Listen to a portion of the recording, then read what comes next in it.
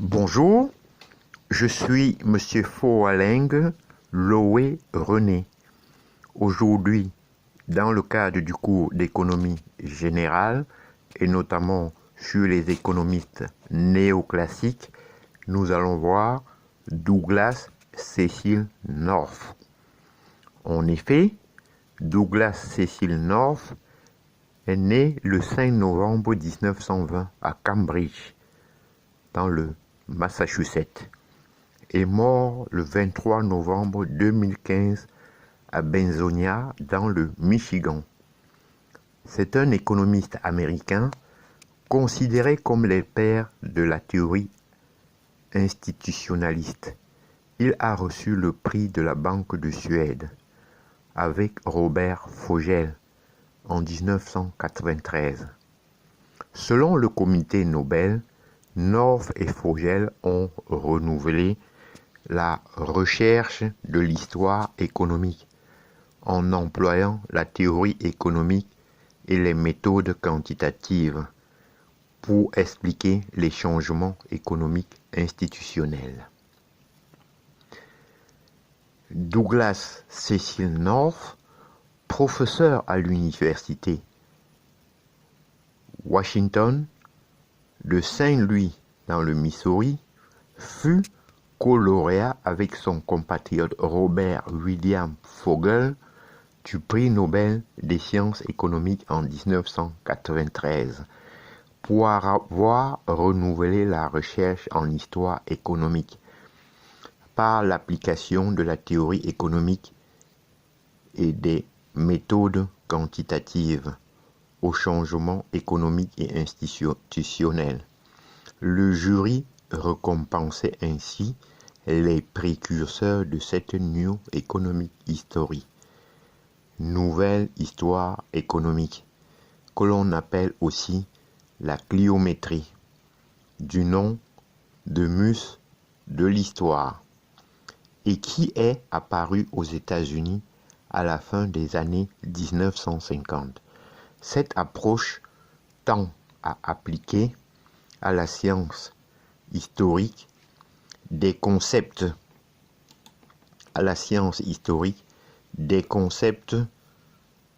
des méthodes et des instruments jusque-là réservés à l'analyse économique afin d'intégrer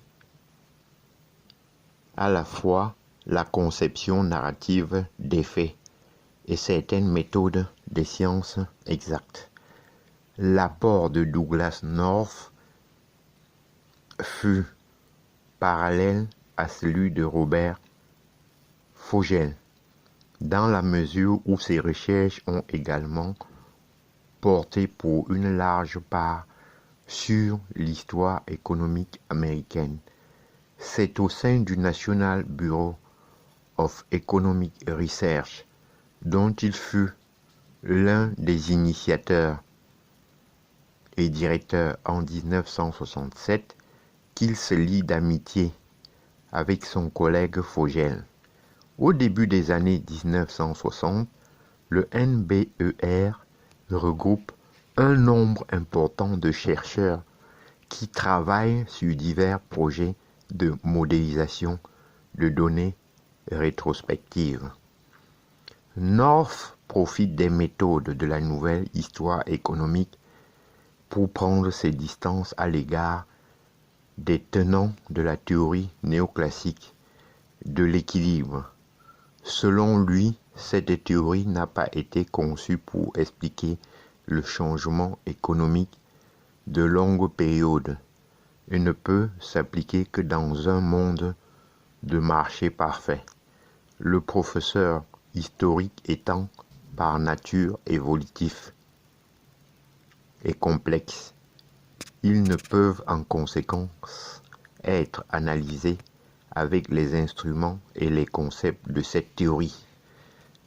Douglas North élabore son premier modèle de croissance pour les années 1790-1880 dans le livre The Economic Growth of the United States 1961, Considéré comme l'un des ouvrages fondamentaux de la pliométrie, il s'appuie sur un nombre considérable de données historiques et de chiffres concernant les évolutions de la balance des paiements américaine pour évaluer la relation entre la chute spectaculaire des coûts du transport et les flux d'échanges interrégionaux.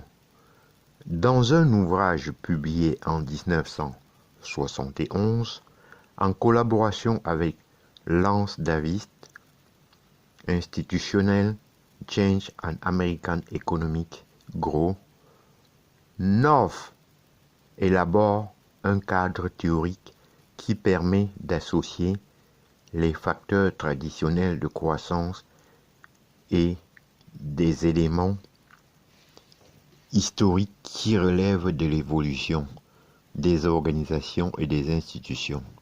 Il montre que l'analyse néoclassique considère généralement comme des données ce qui est le plus souvent modifié par les agents économiques à la recherche de possibilités de profit, comme par exemple les droits de propriété, les institutions et les règles du jeu économique. Il explique alors que la croissance économique ne résulte pas seulement de la combinaison des facteurs traditionnels néoclassiques, mais qu'elle est tout autant liée au processus historique. North utilise cette théorie du changement institutionnel pour analyser les clauses de l'essor du monde occidental dans The Rise of Western World et New Economic History 1973. Il recherche à la fois l'origine de l'accumulation de richesses qui s'est produite en Chine, à Rome ou en Europe et les causes du déclin progressif de ces puissances. Il ouvre ainsi un champ de recherche sur les nouvelles clés des mécanismes de croissance en relation avec l'organisation des institutions et les comportements économiques. Selon lui, les véritables causes se situent au niveau des incitations à créer une organisation. Je vous en remercie.